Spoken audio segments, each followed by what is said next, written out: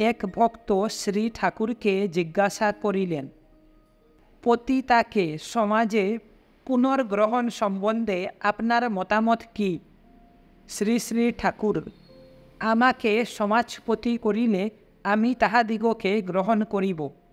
পতিতার ভিতর অনেকে এমন আছে যাহারা নিজেদের সম্পূর্ণ অনিচ্ছায় পতিতা হইয়াছে।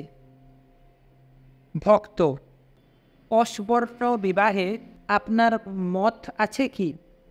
শ্রী শ্রী ঠাকুর, না, উহাতে ফল ভালো হয় না। উহা সামাজিক ও আধ্যাত্মিক উন্নতির পরিপন্থী হয়। ভক্ত, শ্রাদ্ধাদি দ্বারা মৃত ব্যক্তির কি উপকার হয়?